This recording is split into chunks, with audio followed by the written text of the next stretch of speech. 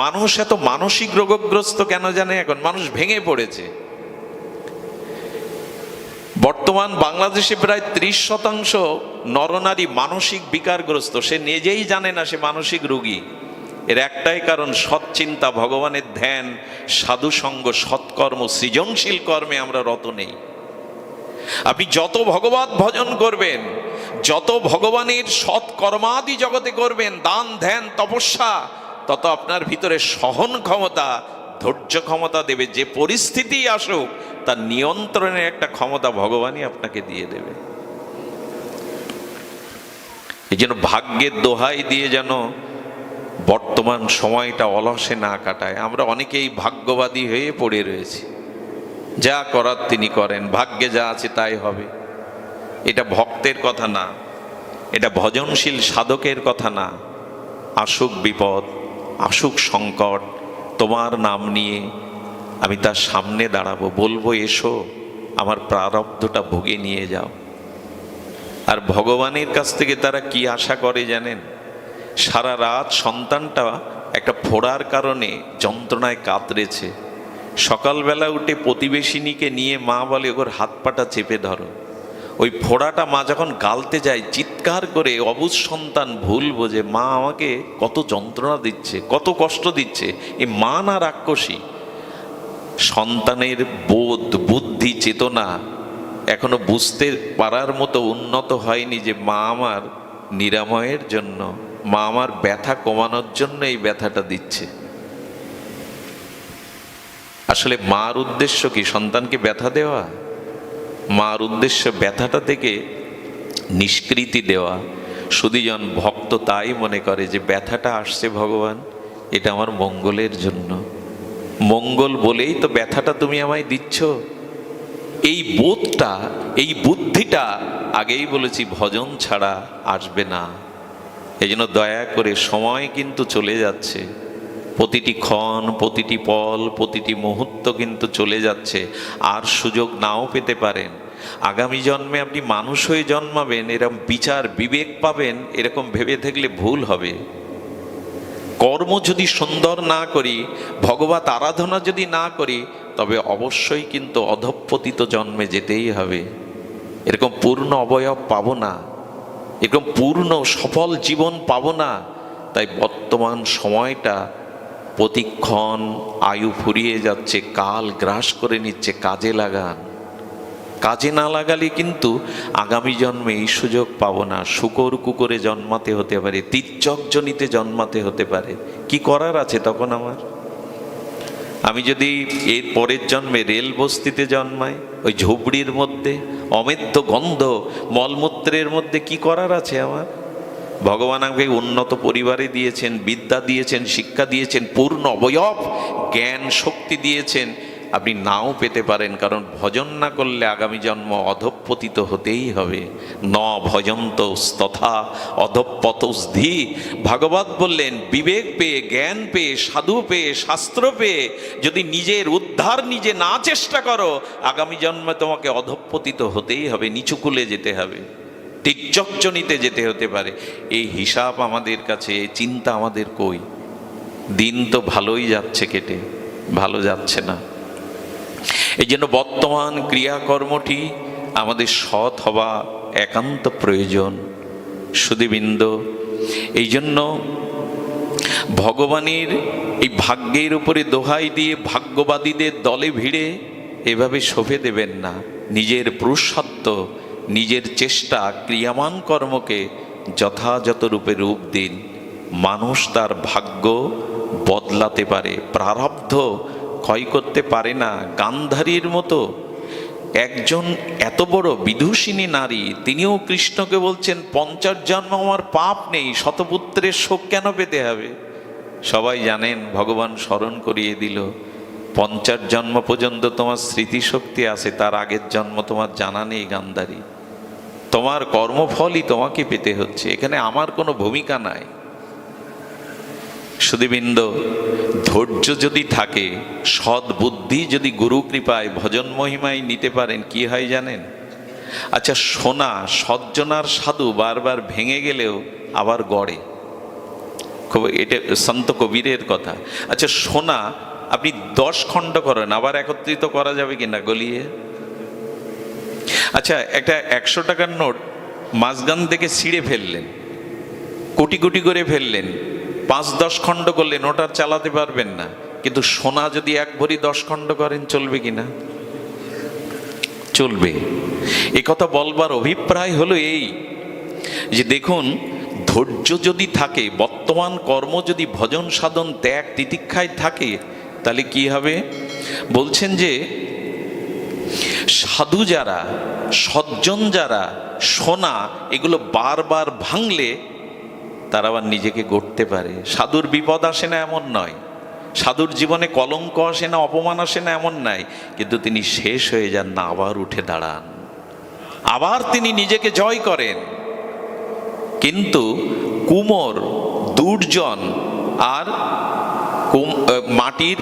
মাটির পোড়া ভাণ্ড এ একবার ভেঙে গেলে, আচ্ছা মাটিতে যে ভাণ্ড কলসি তৈরি হলো ওটা চাকে পোড়ালো, ওর পর ভেঙে গেলে আবার গড়া যাবে তো? ওই দিয়ে গড়া যাবে তো? তেমন দুর্জন যারা, দুষ্টবুদ্ধি যারা, দুর্জন যারা, এরা একবার ভাঙলে এরা নিজেকে গড়তে পারে না। তার সব থেকে বড় প্রমাণ দুর্যোধন নিজেকে সংশোধন করতে পারলো বাবা। আচ্ছা আমরা ভগবান ভগবান করছি, ভগবান শ্রীকৃষ্ণ একবার না কয়েকবার দুর্যোধনকে হিত উপদেশ দিতে গেছে, স্বয়ং ভগবান দুর্যোধনের দুর্বুদ্ধি শোধরালো। দুর্জন কখনো গড়ে না।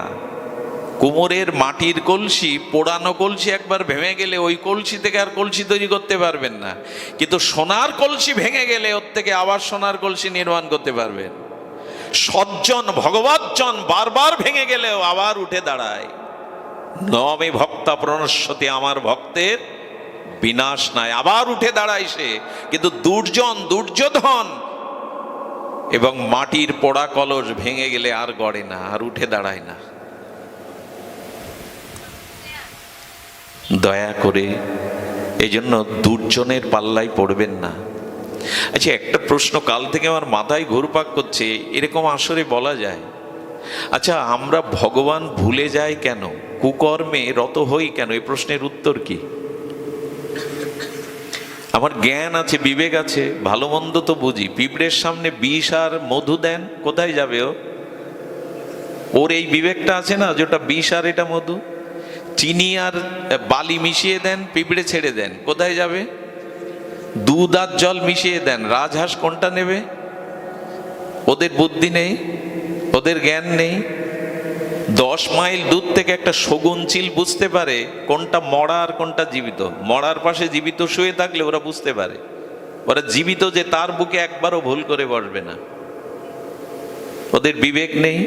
প্রত্যেক মানুষের তো একটু বুদ্ধি বিবেক ভগবান দিয়েছেন, কিন্তু আমরা ভগবানকে ভুলে যাই কেন, অসৎকর্মে যাই। খুব মার্মিক কথা, যদি শোনেন হৃদয় পুলকিত হবে, হর্ষান্বিত হবে, দুপায়ে এগিয়ে যেতে পারবেন ভগবত পথে। রামচরিত মানসে তুলসীদাস গোস্বামী 4টে কারণ দেখিয়েছেন ভগবানকে ভুলে যাওয়ার। খুব মার্মিক কথা। আজকের অনুষ্ঠানে একটি সার মৌলিক সিদ্ধান্ত কথা, কেন ভুলে যায়? জগতে এত কিছু দেখছি, মানুষের রোগ শোক জরা ব্যাধি ধ্বংস, তারপরেও কেন ভগবানকে ভুলে যায়, মঙ্গল থেকে অমঙ্গলের পথে যায়? এর কারণের দৃষ্টান্ত রামচরিত মানসে এসেছেন সুগ্রীবের চরিত্র। সুগ্রীবকে তার বড় ভ্রাতা বালি তাকে প্রহার করে, তাকে আঘাত করে, বিতাড়িত করে তার রাজ্য সিংহাসন কেড়ে নিলেন, তার স্ত্রীকেও জোর করে কেড়ে নিলেন। নিয়েছেন কিনা সুগ্রীবের? সুগ্রীব সর্বহারা, যেখানে পাবে বালি পিটিয়ে মারবে। ঋষি সিংহ পর্বতে গিয়ে গেছে কেন? ওখানে বালি যায় না। ওর কোন অভিশাপ বা কি কারণ আছে, আমরাও কারণ খুঁজবো না, ওইখানে যায় না। ওইখানে বসে বসে নিজের হতাশার দিন গুনছে। সুধীজন, হনুমানজি রঘুপতি রাঘবেন্দ্র সরকারের সাথে সুগ্রীবের বন্ধুত্ব করিয়ে দিয়েছিলেন। আমি বলবো কি, যদি দুর্ভাগ্য এসে থাকে জীবনে, তবে হনুমানের মতো সৎসঙ্গ ছাড়বেন না। সব হারা হলেও সজ্জনের সঙ্গ রাখুন, ওই একদিন ভগবানের সাথে আপনাকে জুড়ে দেবে। সুগ্রীব সব হারা হয়েছিল, রাজ্য, স্ত্রী, পুত্র, সৌভাগ্য, কিন্তু হনুমানকে কাছ থেকে ছাড়েননি। এই ভক্ত হনুমানই প্রভুর সাথে সুগ্রীবের মতো হতচ্ছাড়ার সাথে বন্ধুত্ব হয় ভগবানের। আচ্ছা, ভগবান সীতা উদ্ধারের মতো শক্তি সুগ্রীবের নাই, বালির আছে। কারণ বালির কাছে রাবণ বহুবার পরাস্ত হয়েছে, সেই বালিকে বধ করে তুমি সুগ্রীবকে বন্ধু করতে গেলে কেন? এর কারণ দেখুন, কারণ ভক্তের প্রতি ভগবানের বিশেষ দৃষ্টি থাকে। হনুমানের কারণে এত প্রিয় হয়েছিল সুগ্রীব। এই জন্য সব ছেড়ে চলে যাক, ভাগ্য সৌভাগ্য ছেড়ে চলে যাক, কিন্তু ভক্ত সঙ্গটা ছাড়বেন না। ওই একদিন আবার আপনাকে জুড়ে দেবে ভগবানের সাথে। এটাই সজ্জন বারবার ভেঙে যায়, সোনা বারবার ভেঙে যায়, আবার গড়ে।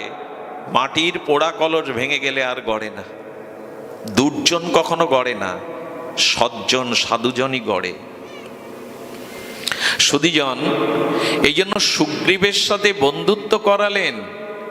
সুগ্রীবের বালিকে বধ করে সুগ্রীবের রাজ সিংহাসন দিলেন, রাজত্ব দিলেন, সম্পদ ফিরিয়ে দিলেন, তারা রূপে তার স্ত্রীকে ফিরিয়ে দিলেন।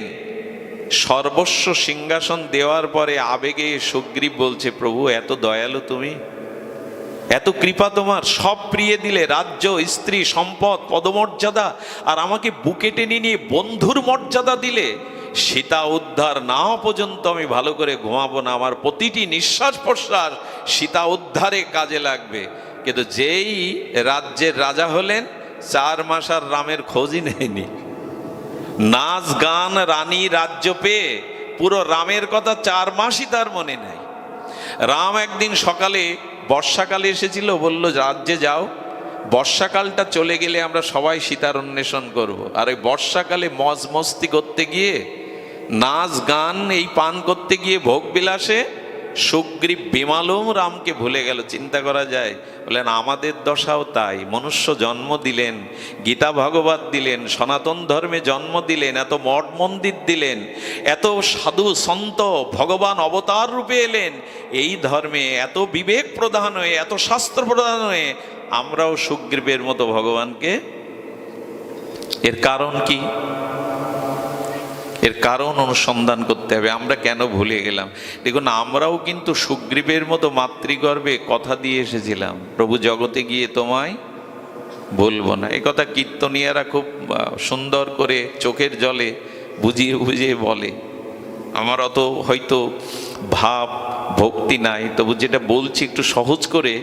আমরাও কথা দিয়ে এসেছিলাম, এই হাত তোমার কাজে লাগাবো, এই মাথা সবার মধ্যে তুমি আছো, এই জন্য তোমাকে দেখে নত করব। এই হাত সৎকর্ম ভগবৎ কর্ম তোমার উপাসনায় লাগাবো। এই চোখ দিয়ে কুদৃশ্য নয়, সুদৃশ্যই দেখব, ভক্তকে দেখব, ভগবানের বিগ্রহকে দেখব, সজ্জনকে দেখব। এই পা দিয়ে যেখানে হরিকথা, যেখানে ভগবৎ ধাম তোমার লীলাক্ষেত্র, সেখানে হেঁটে যাব। এই বক্ষ দিয়ে তোমার অনুভববেদ্য শুদ্ধ অনুরাগী ভক্তের ছোঁয়া নেব। সুধীজন এই কান দিয়ে তোমার গুণগাথা ছাড়া আন কথা, পরনিন্দা পরচর্চা শুনব না। এই নাসিকা দিয়ে মন্দিরের পুত পবিত্র ধূপের গন্ধ, আরতির গন্ধ, পুষ্প চন্দন চর্চিত গন্ধ নেব। সব কথা দেওয়া ছিল, এই জন্য ইন্দ্রগুলো ভগবান দিয়েছিলেন।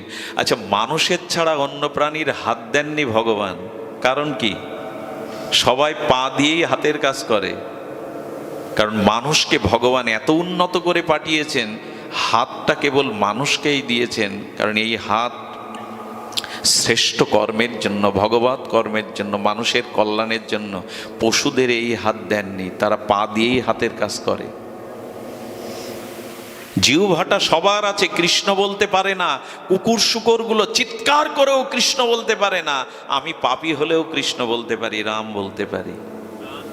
এগুলো দিয়েছেন এমনি এমনি না, এগুলো দিয়েছেন ভগবান তার কাজে লাগার জন্য, নিজের উদ্ধারের জন্য। কিন্তু কাজে লাগালাম কই? সুগ্রীবের মতো ভুলে গেলাম। ভুলে যাওয়ার 4টি কারণ বলেছেন, অপেক্ষা না করে আপনাদের জানাই। 4টি কারণ হলো রাজ্য, কোষ, পুর, নারী। শব্দগুলো মৈথিলি ভাষায়, আমি ব্যাখ্যা করে জানাচ্ছি। রাজ্য, কোষ, পুর, নারী, এই 4টের কারণে সুগ্রীবের মতো আমরাও ভগবানকে ভুলে যাই। প্রথমে বলি রাজ্য। রাজ্য পেলে ভগবানকে ভুলে যায়, এটা ঠিক না। প্রহ্লাদ মহারাজ তো রাজা হয়েছিলেন, ধ্রুবও তো রাজা হয়েছিলেন না? রাম তো নিজেই রাজা হয়েছিলেন ভগবান। এমনকি অম্বরীশ মহারাজও মহারাজ হয়েছিলেন, কই সে তো ভোলেনি। আসলে এখানে রাজ্য বলতে পদ, খুব ধ্যান দিয়ে শুনতে হবে। রাজ্য বলতে বড় পদমর্যাদা। একটু সতর্ক থাকবেন, মানুষ যখন বড় কোনো পদমর্যাদা পেয়ে যায়, সেই পদমর্যাদা পাওয়ার সাথে সাথে তার ভিতরে এমন একটা ব্যস্ততা, এমন একটা অভিমান কাজ করে, তখন আর হরিভজন, ভক্ত সঙ্গ, ভগবত কর্মের কথা তার কিছু মনে করবেন না। এখানে যদি একজন মন্ত্রীকে আনেন, তো মন্ত্রীর মালা পরাবেন, একটু শঙ্করধ্বনি সংবর্ধনা দিবেন, 2-4 মিনিট কিছু বলার জন্য উনি বলবেন, দেখুন আমার অনেক কাজ, আমি আপনাদের সময় দিতে পারছি না, দুঃখিত, কিছু মনে করবেন না। আসলেই কিন্তু খুব বেশি কাজ নেই এখন তার। কিন্তু উনি কি আপনাদের মতো মাটিতে বসে, এখানে বসে হরিকথা শুনবেন? বড় পদ পাওয়ার পরে মানুষের ভিতরে অভিমান কাজ করে। এই পদ পেলে যদি বিবেক না থাকে, সাধুসঙ্গ না থাকে, ভগবানের বিশেষ কৃপা না থাকে, তবে বড় কোনো পদে গেলেই ধীরে ধীরে ঈশ্বরের উপাসনা, ঈশ্বরের ভাবনার সময় কমতে থাকে জীবনে। এখানে রাজ্য বলতে পদ বলা হয়েছে। কিন্তু এই কথাগুলি কাদের জন্য? ওই যে বললাম, যাদের সৎসঙ্গ, সদ্গুরুদেবের কৃপা হয়নি, তারা যদি পদ পায়, এই পদমর্যাদায় ধীরে ধীরে ভুলতে থাকে, তখন নিজের ভিতরে অভিমান, বড়ত্ব চলে আসে।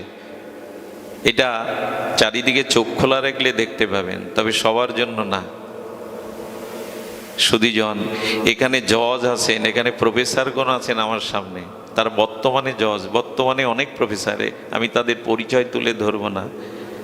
এখানে একজন জজ আছেন, তিনি বসে বসে মাটিতে পাঠ শুনছেন। কেউ কেউ আছে পদ পেলে মনে করে আরো দৈন্য আসে তার জীবনে, আরো বিনয় আসে এই জন্য যে আমাকে উদ্ধার হতে হবে। বিশেষ সদ্গুরুর কৃপা, সৎসঙ্গ পেলে, পদ পেলেও মানুষ ভুলে যায় না। এই যে এই পদটাতে আমি বসিনি, ভগবান শ্রী গুরুদেবে বসে, এখন যদি মনে করি আমি খুব বড় বক্তা হয়ে গেল, ওই ভগবানের পূজার ছলে ভগবানকেই ভুলে থাকলাম। রবীন্দ্রনাথ এই মরমী কবি বলেছিলেন, তোমার পূজার ছলে তোমায় ভুলে থাকি। বড় পদ পেলে তখন পূজার নাম করে তোমাকে ভুলে যাওয়ার চেষ্টা করি। সুধীজন, দ্বিতীয় হলো কোষ। কোষ মানে এই শব্দে বলা হয়েছে বহুবিধ ধন সম্পত্তি কারো জীবনে যদি এসে যায়, বহুবিধ টাকা পয়সা, ভূসম্পত্তি, প্রথমেই সে ভগবান ভুলতে থাকে। এই জন্য কারো জীবনে যদি পূর্ব কর্ম অনুসারে প্রচেষ্টার দ্বারা অর্থ সম্পদ পেয়ে থাকেন, ওটা মানব কল্যাণে, সৎকর্মে, ঈশ্বর কাজে, ভক্ত সেবায় কিছু ব্যয় করুন, নালে ওই অর্থের অভিশাপ হয়ে দেখা দেবে আপনার জীবনে। এই জন্য অর্থ যেই আপনার জীবনে অতিরিক্ত মাত্রায় আসবে, দেখুন রামকৃষ্ণদেবের কাছে একটা সহজ সরল যুবক যেত দক্ষিণেশ্বরে, ঠাকুরকে গিয়ে গড় হয়ে প্রণাম করত, কি দৈন্য ভরে ঠাকুরের একটু স্তুতি করত, প্রণাম করত, ঠাকুরের মুখে দুটো কথা শুনতেন। ছেলেটা মাঝখানে আসে না। ঠাকুর একদিন গঙ্গার ঘাট থেকে উপরে উঠছে মথুরের সাথে, ওই ছেলেটা দেখে ঠাকুর গঙ্গার উপরের ঘাটে। ঠাকুরকে দেখে কোমরে হাত দিয়ে বলছেন, মাথা হচ্ছে, কি গো ঠাকুর, আছো কেমন? ঠাকুর মথুরকে বললেন, দেখ ওর হঠাৎ টাকা পয়সার মালিক হয়ে গেছে, এবং খোঁজ নিয়ে জানা গেল সত্যি হঠাৎ ধনী হয়ে গেছে। এই জন্য যে ধনী হয় সে যদি দীন ও দাতা না হয়, পরোপকার, আত্মকল্যাণে অর্থ নিয়োগ না করে, ওই ধন তাকে ভগবান শুধু ভোলাবে না, ওই ধন তার সর্বনাশের কারণ হয়ে দাঁড়াবে। পৃথিবীর বড় বড় ধনীদের দিকে তাকিয়ে দেখুন পরিণতি কি। এই জন্য ধন ভগবান দিয়েছেন, আপনার কর্মের দ্বারা পেয়েছেন, একে সৎ কাজে ব্যয় করুন। কোষ যখন আসে ভগবান ভুলে যায়। তৃতীয় হলো পুর। পুর মানে আমাদের এই যে সংসারে স্ত্রী, পুত্র, কুটুম্ব, আত্মীয় স্বজনের প্রতি অতিরিক্ত মোহ যখন জন্মায়, তখনই সে ভগবান ভুলতে থাকে। এছাড়া আমার চলবে না, আমার স্ত্রী, আমার পুত্র, আমার ঘর, আমার বাড়ি, আমি আমার আমার। পুর মানে দেহ। সংসারের আসক্তি যদি প্রবল এসে যায়, তখন ভগবানের স্মৃতি আর আপনার থাকবে না। আচ্ছা, আপনি বাড়ি থেকে যখন এই ভাগবত আসরের দিকে এগিয়ে আসছেন, তখন বাড়ি পেছনে পড়ে যাচ্ছে, ভাগবত এগিয়ে আসছে কিনা? আর এইখান থেকে যখন বাড়ি যাবেন, বাড়ির দিকে এগিয়ে যাবেন, তখন ভাগবত আসরটা পিছনে পড়বে, বাড়ি সামনে চলে আসবে। ঠিক তেমনি যদি স্ত্রী পুত্র সংসারের আত্মীয় স্বজনের প্রতি প্রবল মোহ বা আসক্তি এসে যায়, তখন ভগবানই আপনার জীবনে বাদ পড়ে। এরাই সব, এদের ছেড়ে কোথায় যাব? এই জন্য সংসারে থাকুন, কিন্তু এদের প্রতি অতিরিক্ত, এরা না হলে চলবে না, এদের মুখ না দেখলে আমার চলবে না, এই মোহে যদি পড়ে যান, তাহলে এই সংসার চক্র থেকে আর নিষ্কৃতি নাই। খবরদার, সংসার করছো করো। গীতায় ভগবান এই জন্য বললেন, পদ্ম ফুলের দিকে তাকাও, পদ্মটা জলেই জন্মায়, জলেই ভাসে, কিন্তু জল টেনে নেয় না, ওর অত আসক্তি নেই। অন্য পাতা, অন্য কাপড় জলে দিলে জল তাকে গ্রাস করে পচিয়ে গলিয়ে বিনষ্ট করে দেয়। পদ্ম জলেই জন্মায়, জলেই থাকে, কিন্তু জল নিজের মধ্যে টানে না, এই জন্য তার পচন নাই। সংসারে থাকো, কিন্তু অতিরিক্ত মোহ, অতিরিক্ত আসক্তি এদের প্রতি রেখো না। সুধীজন, এই জন্য বললেন পুর, এই অতিরিক্ত আসক্তি আমাদের বন্ধনের কারণ। আমি একটি দৃষ্টান্ত প্রয়াস দেই। অতিরিক্ত আসক্তির পরিণতি ভাগবতে একটা দৃষ্টান্ত এসেছে, উর্নাভ। কি বললাম? উর্নাভ মানে মাকড়সা। আপনি আজই চারপাশে আপনার ঘরে গিয়ে দেখবেন, মাকড়সার তিনটি ক্ষমতা ভগবান দিয়েছেন। একটা হলো ওদের গালে লালা আছে, ওই লালা দিয়ে ওরা জাল বুনতে পারে, ওই জালেই আবার স্থিতি বা বাস করতে পারে, আবার লালাটা ওই জালটা ভেতরে টেনে নিতে পারে। ঈশ্বর যেমন সৃষ্টি করে, পালন করে, আবার ধ্বংস করে, ওদের ভিতরে এই তিনটে ক্ষমতা ঈশ্বর দিয়েছেন। ও কি করে জানেন? লালা দিয়ে শিল্পের মতো একটা জাল তৈরি করে। ওরকম আপনি আমিও পারবো না, কোনো শিল্পী পারবে না। ওই জাল করে কেন যেন? সুখে থাকবো বলে, রাজত্ব তৈরি করে, এখানেই সুখে থাকবো। এবং ওর মধ্যে থাকতে থাকতে বাচ্চা কাচ্চা নিয়ে রাজত্ব করে। দুদিন পরে ওর নিজের মোহজালে আটকে ওখানে মরে পড়ে থাকে, গিয়ে দেখবেন। আচ্ছা, মজার কাণ্ড কি জানেন? ও যাদের জন্য জাল বুনেছিল সুখে থাকবে বলে, ওর মরার পরে ওর শরীরের অংশগুলো ওই যাদের সৃষ্টি করেছে বাচ্চা কাচ্চা, ওরাই কুরে করে খায়। কোনো শুকনো উড়নাভর গায়ে হাত দিয়ে দেখবেন ওর ভেতরের কোনো পদার্থ আর নেই, ওরা কুরে খায়। যাদের প্রতি অতিরিক্ত মমতা আসক্তি জাগিয়েছে সংসারে, ওরাই ধীরে কুরে কুরে খাবে, ভগবানকে ভুলিয়ে দেবে। এই জন্য অতিরিক্ত আসক্তি ভালো না। স্ত্রী পেয়েছো, পুত্র পেয়েছো, দায়িত্ব কর্তব্য পালন করো। অত বাড়ি না ফিরলে চলবে না, তার মুখ না দেখলে চলবে না। এক বন্ধু আমাকে বলছে, জানিস আমার স্ত্রী এত সুন্দরী, এত গুণবতী। এখন তুই কি করিস? বললো, মাঝে মাঝে অফিসে যাওয়ার আগে চাবিটা ইচ্ছা করে রেখে যায়, আরবার এসে দেখবো বলে। বাহ, এই তো জাল। সারা দিনের 500 বার তোমার সাথে কথা না বললে আমার মন সন্তুষ্ট হবে না। এই যে মোহ, এই যে পুরস্ত মোহ আপনাকে মাকড়সার জালের মতো কুরে করে শেষ করে দেবে। এই জন্য মাঝে মাঝে ঘর থেকে বেরোতে হয়, মাঝে মাঝে ওদের মুখ না দেখে একটু ভক্ত মুখ দেখতে হয়, একটু বেরোতে হয় ঘর থেকে। ওই চার দেয়ালের মধ্যে মোহগ্রস্ত হয়ে পড়ে থাকলে ওখানেই পড়ে থাকতে হবে মাকড়সার মতো। এই জন্য একটু সাধু সঙ্গে যাও, একটু মোহ ত্যাগ করো। চতুর্থটা হলো নারী। কটা বললাম? রাজ্য, কোষ, পুর আর নারী। নারী মানে কি? মায়েরা, মেয়েরা, এরা ঈশ্বর ভুলিয়ে দেয় না। নারী শব্দ তা বোঝায়নি। নারী মানে মেয়ে ছেলে, নারী মানে মায়েরা বোনেরা না। এখানে নারী শব্দের অর্থ করেছেন গোস্বামীপাদ কাম। এখানে নারী শব্দের অর্থ হলো ওটা পুরুষ বা নারী সকলের মধ্যেই কাম ভগবানকে ভুলিয়ে দেয়। আচ্ছা, এই রাতের আকাশে এখন সূর্য দেখতে পাবেন আপনি? রাতে সূর্য দেখা, রাত আর দিন একসাথে হবে কখনো? হয়েছে? তো যেখানে রাম সেখানে কাম নেই, আর যেখানে কাম সেখানে রাম নেই। অতিরিক্ত দেহভোগের বাসনা যার আছে, কাম, সে ভগবানকে ভুলে যাবেই। এই চারটি হলো, একটু বিবেচনা করে একটু সুবুদ্ধি দিয়ে বিচার করবেন, এই চারটি ভগবানকে ভুলে যাওয়ার কারণ। দয়া করে এই চারটি থেকে একটু সতর্ক সাবধান থাকতে হবে। সুধীবৃন্দ, অনেক দেরি করে আসায় আমিও আপনাদের আর অত্যাচার করব না।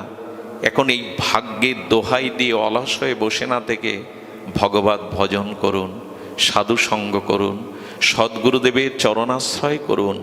এর মধ্যে দিয়ে ক্রিয়মান কর্ম, উপাসনায় রত হলে, ভজনে রত হলে, সজ্জন হলে, সাধু সন্তের বিশেষ কৃপা লাভ করলে আপনি সব কিছুই উদ্ধারের কারণ হয়ে দাঁড়াবেন। উদ্ধারিত আত্মা অবসাদয়েত। নিজের আত্মাকে আপনি শত্রু করবেন না, মিত্রই হয়ে যাবে আপনার কাছে। আপনিই আপনার বন্ধু, আপনিই আপনার শত্রু। সুধীবৃন্দ, এই জন্য যেটা প্রয়োজন, সেটি প্রয়োজন হলো ভগবানের চরণে আত্মসমর্পণ। এই কথাটি বলেই পাঠ রাখছি, খুব মার্মিক কথা। এই ভগবত চরণে সুবুদ্ধি দ্বারা, বিবেকের বিচারের দ্বারা সমর্পণ করে দিন। আমি অনেকবার বলেছি এই সমর্পণের কথা। এই সমর্পণের 6টি অঙ্গ আমাদের ভক্তি রসমৃত সিন্ধুতে গোস্বামীপাদ 6টি লক্ষণ করেছেন। এই শরণাগতির 2টি লীলা কথা, একটি তত্ত্ব কথা বলেই বিশ্রাম। শরণাগতি কাকে বলে? আনুকূল্যস্য সংকল্প প্রতিকূল্যস্য বিবর্জনম রক্ষিষিতীতি বিশ্বাস গোপিত্বে বরণং তথা কার্পণ্য দোষাবাহ ইতি সর্ববিধ সমর্পণম। 6টি লক্ষণ যদি আপনার মধ্যে থাকে তবে জানবেন আপনি ভগবানের চরণে। মুখে অনেকেই বলে কি জানেন, কৃষ্ণ সমর্পণমস্তু, আমি সব কিছু কৃষ্ণতে। আচ্ছা, অনেকেই দেখেছি দোকানে লিখে রাখে, এ দোকানকার কৃষ্ণ সমর্পণ মস্তু, অর্থাৎ আমি সব কৃষ্ণকে। এরকম মুখে বললে আত্মসমর্পণ। আপনি যতই সাইনবোর্ডে ঘরে লিখে থাকেন কৃষ্ণ ভবন, কানাই ভবন, এই ভবনটা আমার না, এরকম বললে শরণাগতি লক্ষণতা নয়। কৃষ্ণ সমর্পণ মস্তু, এ যতই লিখে রাখেন, যতই মুখে বলিয়া ওড়ান, গোস্বামী বলছেন শরণাগতি এটা না। শরণাগতি কি কি করে বোঝায় বলুন? একজন তীর্থে গেছে দীক্ষা নেওয়ার জন্য, আর আজকাল কেউ দীক্ষা নেওয়ার জন্য ব্যাকুল হয়, জেনে না শুনে যেখানে সেখানে দীক্ষার জন্য দীক্ষা, কানে মন্ত্র নিতেই হবে। এক আশ্রমে গিয়ে এক বাবাজিকে বলছেন, আমি দীক্ষা নিতে এসেছি, আমার কানে দীক্ষা দিন। দীক্ষার সে বোঝেও না। এখন গুরুও পেয়েছে যেমন, যে যেমন আধার সে তেমন আশ্রয় যায়। গুরু কানে ফু দিয়ে কি বললেন, বলে যা দীক্ষা হয়ে গেছে।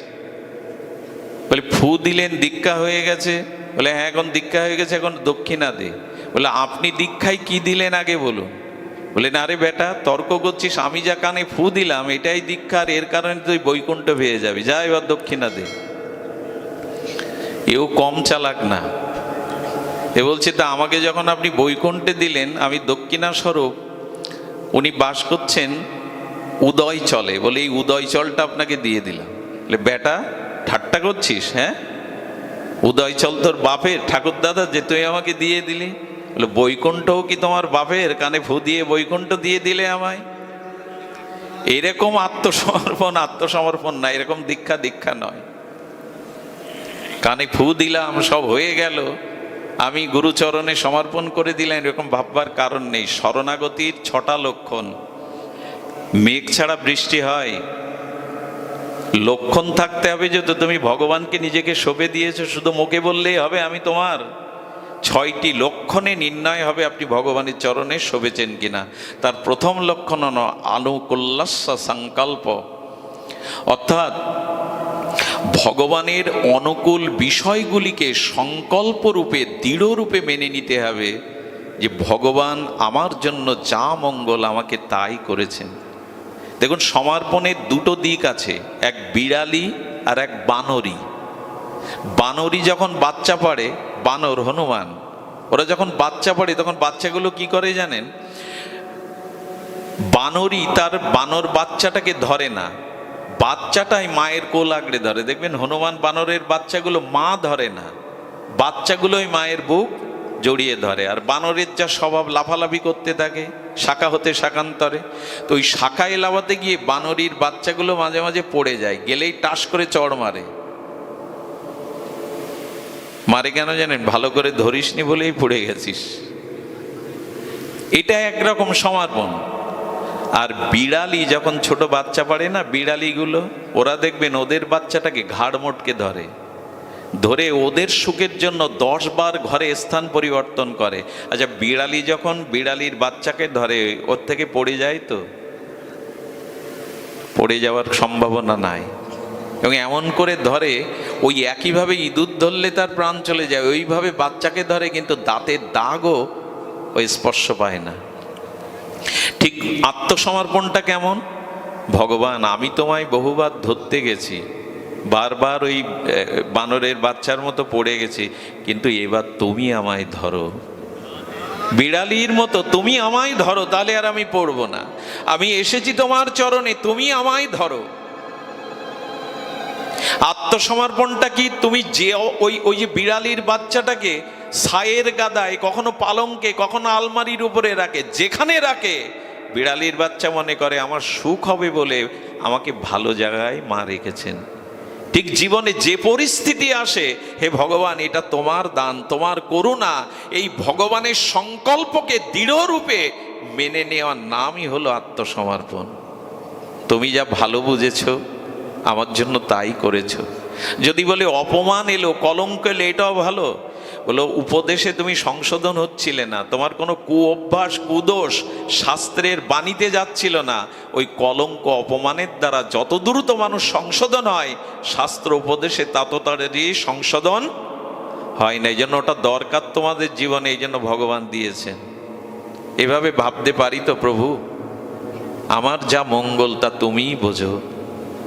এইভাবে ভগবানের সংকল্পকে হাসি মুখে মেনে নেওয়ার প্রথম লক্ষণ হলো আনুকূল্যস্য সংকল্প প্রাতিকূল্য বিবর্জনঃ। অর্থাৎ ভগবানের যাতে সুখ হবে না, ভগবানের যাতে আনন্দ হবে না, ভগবান যা পছন্দ করেন না, এ জীবন থেকে তাকে বিবর্জন করা, বিশেষ রূপে ত্যাগ করা। ওষুধও খাবো, কুপত্তও খাবো, হাপের রোগী বিড়িও খাবো, ওষুধও খাবো, হয়। ভগবানের যা যা পছন্দ না, ভগবান যা যা নিষেধাত্মক দিয়েছেন, সাধু শাস্ত্র মুখে আমি তাই করব। বিকালবেলা তাস পিটাবো, বিকালবেলা ধূমপান করব, সন্ধ্যায় গিয়ে হরিনাম করব ঝাঁঝ বাজিয়ে, কি হবে তাতে? সব একসাথে চালাচ্ছ, ঔষধও খাচ্ছ, কুপত্তও খাচ্ছ। ভগবানের পছন্দ নয়, ভগবান সুখ পাবে না, আনন্দ পাবে না, এমন প্রতিকূল বিষয়কে জীবন থেকে তাড়াতে হবে, তবেই তার নাম আত্মসমর্পণের দ্বিতীয় লক্ষণ। আবেগে ভেসে গেলে হবে না, হাউমাউ করে গড়াগড়ি দিলেই যে আত্মসমর্পণ হলো, ভক্তি হলো, এমন নয়। অভিনেতারাও মানুষকে কাঁদাতে পারে, থিয়েটারের অভিনেতা মানুষকে চোখের জলে ভাসাতে পারে, এটা ভক্তি নয়। ভক্তি তখনই হবে যখন নিষিদ্ধ বস্তুগুলো আপনার জীবন থেকে আপনি তাড়াতে পারবেন। মুখে মুখে ভগবান আমি তোমার, সব তোমায় সঁপে দিলাম, অত সোজা নয়। গোস্বামীগণ বলছেন প্রাতিকূল্য বিবর্জনঃ। যা ভক্তি বিরোধী, ভগবান বিরোধী, ভগবানের সুখ হবে না, আনন্দ হবে না, এমন বিষয়গুলো জীবন থেকে তাড়িয়ে দাও, বর্জন করো। এরই নাম আত্মসমর্পণ। তৃতীয় কি? তৃতীয় হলো রক্ষিতি তীতি বিশ্বাস। এই শব্দটা একটু শুনতে হবে, কেন জানি না, ক্লান্ত শ্রান্ত হলেও ভগবত কথায় একটু সময় হয়তো বেশি নিয়ে ফেরছি। আচ্ছা, আপনারা যাদের সন্তান, পিতামাতা বেঁচে আছে, কোনো সন্তান আজকে জিজ্ঞাসা করে বাবা কালকে আমাকে খেতে দেবে? করেছেন? বাবার কাছে প্রশ্ন করেছেন কখনো? আমি তো তোমার সন্তান, কাল খেতে দেবে কিনা আমায়? প্রতিটি সন্তান জানে পিতামাতা আমায় দেখবে, আমার পিতা তো, মাতা তো। তেমনি ভগবানের প্রতি বিশ্বাস রাখুন, তিনি আমাকে রক্ষা করবেন, তিনি আছেন আমার জীবনে। কেউ না থাকলেও তিনি আছেন আমার জীবনে। তিনি যে আছেন এই বিশ্বাসটা তাকে রক্ষা করুন। তিনি আছেন, বিশ্বম্ভর এই জগৎকে তিনি রক্ষা করছেন। এই জগৎ আমার জন্য তার করুণা, তার কৃপা পরিপূর্ণরূপে। শুনুন তবে শ্রীধাম পান্থজি ভক্তমাল চরিত্রে এই লীলাটি আমার বড় হৃদয়কে বিগলিত করে দেয়। শ্রীধাম পান্থজি তিনি ছিলেন মহারাষ্ট্রের এক মুসলিম বাদশাহ সম্রাটের একজন ঊর্ধ্বতন কর্মচারী। অনেক ধনসম্পত্তি তিনি অর্জন করেছিলেন। মহারাষ্ট্রে একবার দুর্ভিক্ষ হয়, আর উনি ছিলেন বিট্টল ভগবানের ভক্ত। আমরা যাতে গোবিন্দ বলি, গোবিন্দ আমাদের প্রিয় শ্রীকৃষ্ণকে মহারাষ্ট্রে ওরা পাণ্ডুরিক বিট্টল বলে ডাকে। ওদের দেশে আমাদের গোবিন্দজির নাম, কৃষ্ণজির নাম বিট্টল ভগবান, বিট্টল পুণ্ডরিক বিট্টল। উনি 3 বেলা ভগবানের কাছে যান, বিট্টলের চোখের জলে প্রার্থনা করেন। আচ্ছা, আপনি মন্দিরে বসে জপ তপ সাধন ভজন 4-5 ঘন্টা করেন, এতে আপনি ভক্ত ভদ্র বোঝা যাবে? না পাড়া প্রতিবেশী পরিবেশে আপনার চরিত্র ব্যবহারে বোঝা যাবে আপনি ভদ্র ভক্ত? কোনটা? একটু কথা বলুন। মন্দিরে বসে থাকলে, মন্দিরে বসে থাকলে, কারণ এখানে আমরা এখন সবাই সাধু, ভগবতে এসছি, মন্দিরে ভগবানের সামনে আবার সবাই শান্ত, সবাই সাধু। আপনার মূল পরিচয় আপনার পারিপার্শ্বিক পরিবারে আর ব্যবহারে, চরিত্রে। তেমনি উনি বিট্টলজির এত ভক্ত ছিলেন, ওনার চরিত্রও ছিল পরম উন্নত, বদান্য, দীন দাতা। একবার মহারাষ্ট্রে দুর্ভিক্ষ হয়, খুব ধ্যান দিয়ে শুনুন।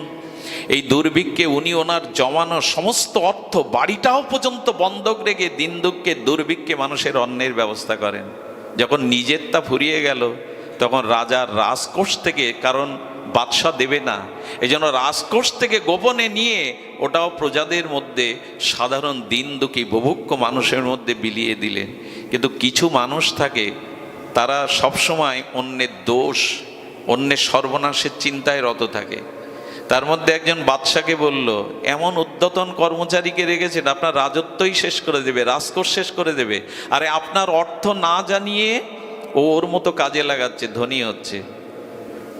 সামান্য এই কথা জানার পরে তিনি 4 জন সেনাকে পাঠালেন, ওনাকে পিঠ মোড়া দিয়ে বেঁধে বন্দি করে আনছো, আমি মৃত্যুদণ্ড দেব তাকে। এই মুসলিম বাদশাহ সম্রাট 4 জন পাঠালেন। উনি তখন বিট্টলজির চরণে বসে কাঁদছেন, হে বিট্টল, কি দিয়ে আমি জীবের সেবা করব বলে দাও। আমি রাজার ধন না বলে নিয়েছি নিজের ভোগের জন্য না, বিট্টল একটা পথ দেখাও। যখন মন্দিরের সামনে গিয়ে এই সেনারা বলছেন, এই তুমি ওঠো, তোমাকে নিয়ে যাওয়ার আদেশ হয়েছে, তুমি দোষী অপরাধী, যেই ওরা মন্দিরে পা দিতে যাবে, ওনার স্ত্রী এসে দাঁড়ালেন। স্ত্রী ছিলেন সতী সাধ্বী। একটা কথা বলি, যে গৃহে নারী সতী, কুলবতী এবং যথার্থ আদর্শপরায়ণা, ওই গৃহে কখনো অমঙ্গল ধ্বংস আসতে পারে না। ভগবান বললেন, যেখানে একজন সতী দাঁড়িয়ে থাকে, সেই স্থানকে ধ্বংস আমি করতে চাই না। এই পৃথিবীতে একটা স্বর্গ হলো যেখানে সতী সাধ্যে একটা রমণী বাস করে। সতীদের ভিতরে একটা ঐশ্বরিক তেজ থাকে, ওই তেজমূর্তি নিয়ে চলেন, খবরদার মন্দিরে এই অবস্থায় কেউ পা রাখবে না, এখানেই দাঁড়িয়ে থাকো। ওনার উপাসনা শেষ হলে উনি স্বেচ্ছায় যাবেন। সেনারা গীতায় মানে, কিন্তু ওনার তেজদীপ্ত এই সতীত্বের তেজে বাধ্য হলো ওখানে দাঁড়িয়ে থাকতে। ওই তেজে একবার মা শারদা ছোটবেলায় দক্ষিণেশ্বরে যাচ্ছিলেন, এক ডাকাত ওনাকে চুরি করে নেয়, বিক্রি করে দেবে। সকালবেলা অন্ধকারে আলোয় মুখ দেখতে পায়নি, সকালবেলা আলো দেখে দেখছেন এ তো সাক্ষাৎ মাই। চরণে পড়ে গেলেন, কে তুই, তোকে দেখে আমার এমন হচ্ছে কেন? মায়ের অংশ তো উনি।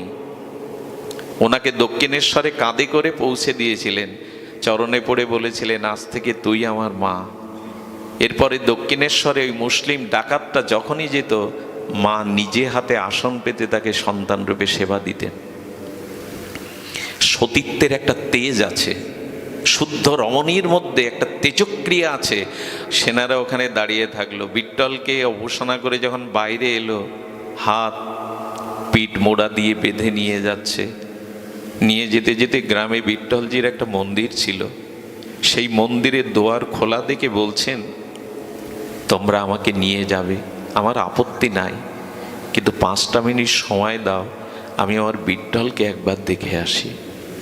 বিট্টলের সামনে গিয়ে চোখের জল ছেড়ে দিয়ে বলছে, বিট্টল, সাজা যদি পেতে হয় তুমি দাও, অন্যের কাছে আমি সাজা পেতে চাই না। আমি আমার জীবন যৌবন ভালো মন্দ সব তোমাতে সমর্পণ করেছি, মৃত্যুদণ্ড সাজাতে আমি ভয় পাই না, কিন্তু তুমি দাও আমায়। আমি অন্যের কাছ থেকে সাজা পেতে চাই না, প্রাণ যেতে চাই না, তুমি সাজা দাও আমায়। চোখের জল ছেড়ে দিয়ে বিট্টলের কাছে যখন বুক ভেসে যাচ্ছে, ভগবান সব সহ্য করতে পারে, ভক্তের চোখের জলটা উনি সহ্য করতে পারেন না।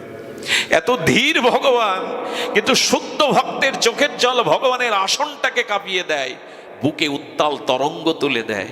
কি ঘটলো জানেন? মাত্র 200-250 বছর আগের ঘটনা।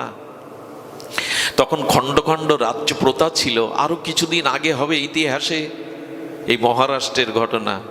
ভগবান নিজে একটা যুবকের রূপ ধরে কিছু হীরা মোহর একটা পবিত্র বস্ত্রতে নিয়ে গিয়ে তিনি সম্রাটের সামনে গিয়ে বলছেন, খানজানিকে ডাকুন, আপনার রাজকোষ থেকে যতটা শ্রীধাম পান্থ সম্পদ নিয়েছেন তার অধিক সম্পদ উনি পাঠিয়ে দিয়েছেন, এই নিন।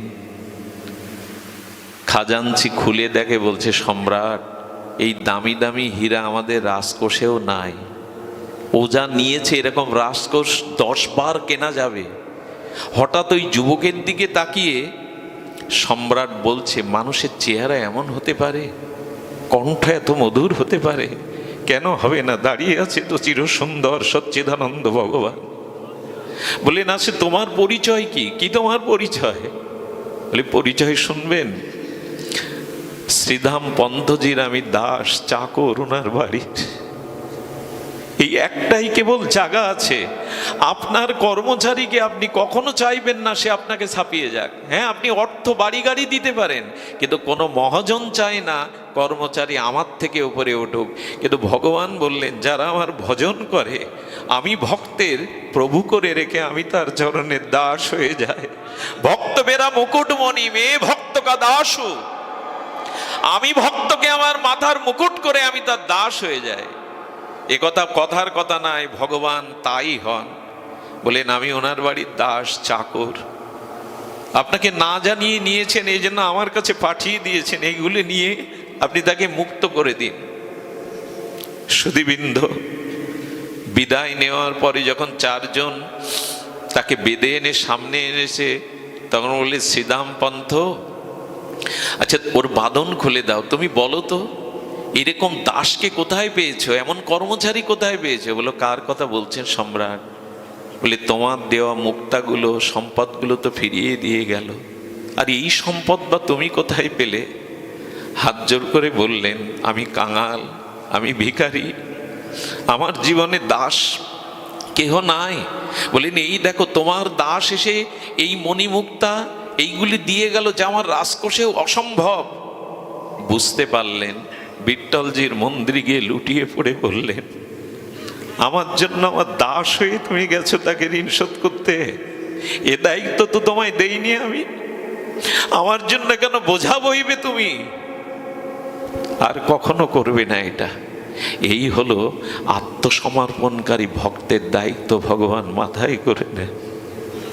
মনে পড়ে আপনাদের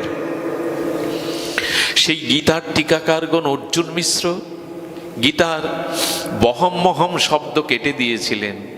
কৃষ্ণ নিজে বালকের রূপ ধরে তার গৃহেই পৌঁছে দিয়েছিলেন ফলমূল আহার্য। ভগবান বললেন, আমি অন্তত কথার খেলাপ করি না। আমাতে আত্মসমর্পণকারীর ভক্তের সব দায়িত্ব কর্তব্য আমি নিজে তুলে নেই। পেছনে কথা বলছে কারা? সমস্যা হচ্ছে?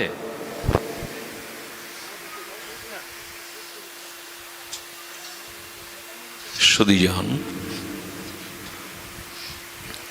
আত্মসমর্পণের লক্ষ্য নেই। সর্বস্ব যদি বলতে পারেন, তার প্রতি ভরসাটা রাখুন। এ জগতে কেউ আপনাকে ভরসা দেবে কিনা জানি না, কিন্তু গোবিন্দ বলেছেন, যারা আমার ভজন করে, যারা আমাকে আত্মসমর্পণ করে, কন্তেও প্রতি জানাহি নমে ভক্ত প্রণশ্যতি, তাদের বিনাশ নাই। এ ছোট্ট একটা আরেকটি লীলা বলবো বলেছিলাম, বলেই বিশ্রাম করি। আত্মসমর্পণকারী ভক্তকে কিভাবে ভগবান রক্ষে, অপূর্ব একটা দৃষ্টান্ত। এটাই আমার বিশ্রাম কথা। সঁপে দিন ভগবানের চরণে। এই যে এই পর্যন্তই আমরা 3টে লক্ষণ বলবো। আবার যদি মহাপ্রভু কৃপা করে পরবর্তীতে আর 3টে লক্ষণ হয়তো বলার অভিপ্রায় রইল। শুধু এইটুকু বলবো, বিশ্বাস তার উপরে রাখুন। কারোর উপরে বিশ্বাস থাকুক আর না থাকুক, সমর্পণে করে দিন। সুধীবৃন্দ, অর্জুনকে ভগবান কৃষ্ণ একদিন প্রভাতে বলছেন, যাও অর্জুন, কিছু ফুল তুলে নিয়ে এসো। কুসুম কানন হতে আমার মালার জন্য অর্চনের জন্য কিছু ফুল লাগবে। গান্ডীবটা তৃতীয় পাণ্ডব অর্জুনের কাঁধেই ছিল। সেই গান্ডীব অবস্থায় ফুল তুলতে গেছে কার বাগানে জানেন? হনুমানজির ফুলের বাগানে। ইতিপূর্বে হনুমান এবং অর্জুন এই দুই ভূমিকার দুই শ্রেষ্ঠ ভক্তের সাথে মিলন হয়নি। আজ ভগবানেরই ইচ্ছা একটা লীলা শিক্ষা দেওয়ার জন্য সমর্পণকারী ভক্তকে তিনি কিভাবে রক্ষা করেন এই লীলাটি প্রকট করে জগৎকে শিক্ষা দেবেন, এটা গোবিন্দের ইচ্ছা। হনুমানজি লুকিয়ে দেখছে তৃতীয় পাণ্ডব কে যেন এসে ফুল তুলছে। হনুমান এসে বলছে, দাঁড়াও, তোমার পরিচয় আগে দাও। বলে, আমার পরিচয়, আমি তৃতীয় পাণ্ডব অর্জুন, কৃষ্ণ সখা।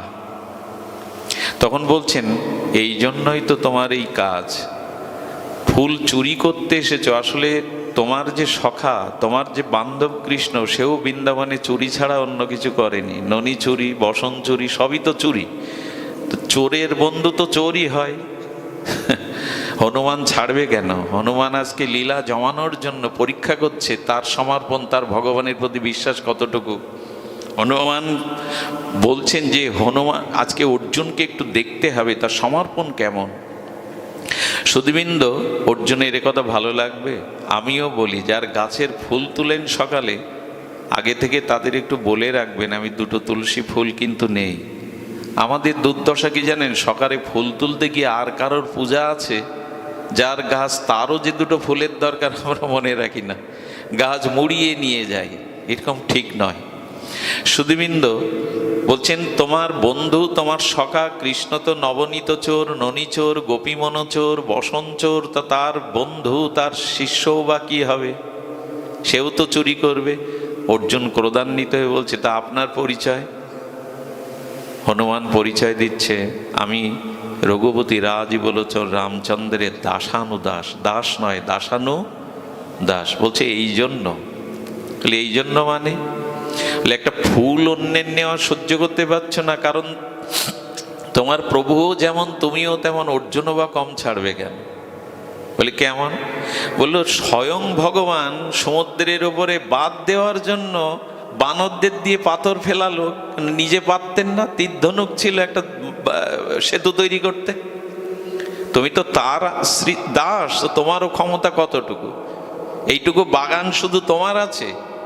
তখন অর্জুন বলছেন, আমার তীর ধনুক দিয়ে আমি একটা বাণ নিক্ষেপ করলে এই যে সামনে নদী দেখছো, এতে একটা সেতু তৈরি হয়ে যাবে। হনুমান তখন সুযোগ বুঝে বলছে, হ্যাঁ তোমার বাণে সেতু হবে বটে, তবে আমি হনুমান উঠলে ওটা হুমড়ে চুমড়ে ভেঙে পাতালে প্রবেশ করবে। তোমার সেতুতে আমার একার ভার বইতে পারবে না, আমার প্রভু তো লক্ষ লক্ষ সেনা নিয়ে গিয়েছিল। তখন বলছেন, আচ্ছা আমি প্রতিজ্ঞা করছি, আমি বান দিয়ে সেতু তৈরি করছি, তুমি উড়লে যদি ভেঙে যায়, পাতালে যায়, এই মুখ আমি দেখাবো না, অগ্নিতে আত্মাহুতি দেব, আমি ক্ষত্রিয়।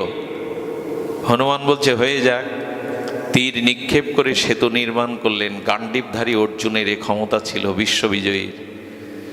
যখন তীর দিয়ে সেতু তৈরি করলেন, হনুমান তখন চোখের জলে রামকে বলছে, প্রভু হনুমান তো পুতুল, যেভাবে নাচাও আমি সেভাবেই নাচি, আমার উপরে ভর করো তুমি। হে বিশ্বম্বর, এ সর্বশক্তিমান, ভর করো। ভগবানের নামে আত্মসমর্পণ করে লক্ষ লক্ষ পর্বতের বল, প্রভুর কৃপায় হনুমান এত বলশালী হয়েছেন। হবে না কেন? উনি তো শঙ্করের অবতার। ভগবানকে সেবা করবার জন্য শিব ঠাকুরই হনুমান রূপে এসেছিলেন। উনি উড়লেই হুড়মুড় করে ব্রিজ সেতু ভেঙে পাতালে চলে গেল। অবনত মস্তকে ক্ষত্রিয় কুলোদ্ভব অর্জুন অগ্নি জেলে যখন ঝাঁপ দিতে যাবে, হনুমান টেনে ধরেছে, ঝাঁপ দিতে হবে না, ওই একটু অর্ধেক প্রতিজ্ঞা। বললেন, আমি ক্ষত্রিয়, মরতে শিখেছি, মরতে ভয় পায় না। আরে আমি হেরে গেছি মানেই আমার প্রতিজ্ঞা গেছে, মানে মরবই। হনুমান তখন ভগবানকে ডাকছে, প্রভু বাঁচাও, জ্যান্তে পোড়ানোর ইচ্ছা আমার নাই। আমি দেখছিলাম হ্যাঁ অর্জুনের মহিমা মহত্ব, তার প্রভু ভক্তি। এখন তিনি তখন ভগবানকে স্মরণ করেছেন। যেই স্মরণ করেছেন, ব্রাহ্মণ বেশে ভগবান কৃষ্ণ এসে উপস্থিত। আরে একজন টেনে ধরছে, একজন আগুনে ঝাঁপ দিচ্ছে, আমি বৃদ্ধ ব্রাহ্মণ, আমাকে বলো কারণটা কি হয়েছে তোমাদের? পূর্ব ঘটনা ঘুরে বললো, আচ্ছা তোমরা যখন প্রতিজ্ঞাটা করেছিলে, দুইজনের মাঝখানে অন্য কেউ ছিল তৃতীয় জন? বলে কেউ ছিল না। বললো তাহলে এই বিচার মেনে নেওয়া যাবে না। হনুমান মনে মনে বললেন, বাঁচালেন প্রভু, ব্রাহ্মণ আপনি বাঁচালেন আমায়, অন্তত বললে দেখো অর্জুন বলছেন না আমি আত্মহনন করবই। তখন এই কৃষ্ণ ব্রাহ্মণ বেশে ভগবান বললেন, আচ্ছা আমি একটা প্রস্তাবনা দিচ্ছি, এইবার হনুমান তীর দিয়ে সেতু করুক, এইবার তুমি সেতুতে ওঠো, যদি ভেঙে যায় আমি সাক্ষী স্বরূপ মাঝখানে থাকলাম, তুমি আত্মতে। হনুমান বলল বাজলাম।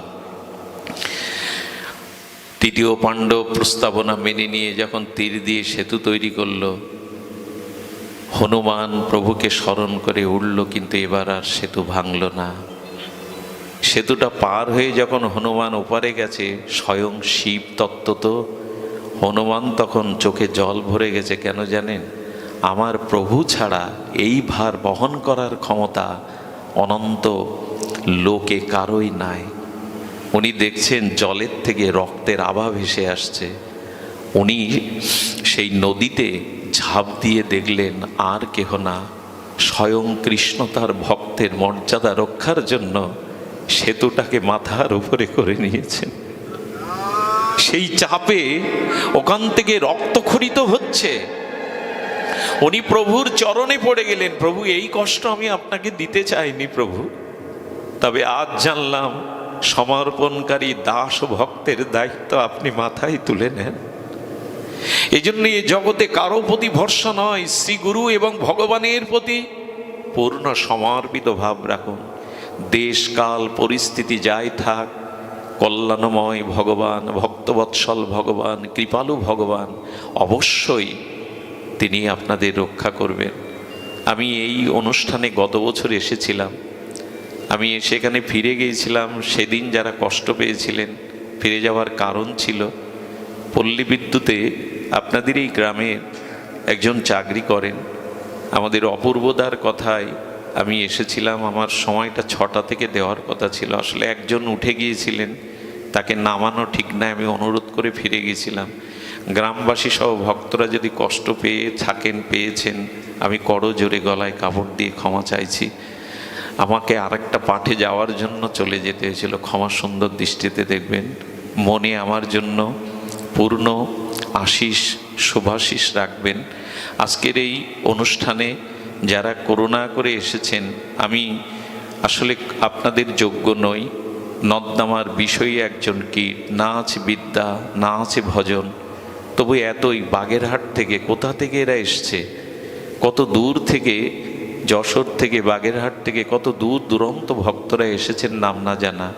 আমি আপনাদের কাছে আঁচল পেতে একটা ভিক্ষা চাইব, সেটা হলো আপনাদের পায়ের ধুলোটা বাতাসে আমার মাথায় দিন, আঁচলে দিন, যেন জীবনের বাকি সময়টুকু আপনাদের চরণ সান্নিধ্যে গৌর কথা, ভগবানের গুণগাথায় কাটাতে পারি। জয় শ্রী গুরু প্রেমানন্দে গৌর হরি। জয় শ্রী রাধে, জয় রাধে।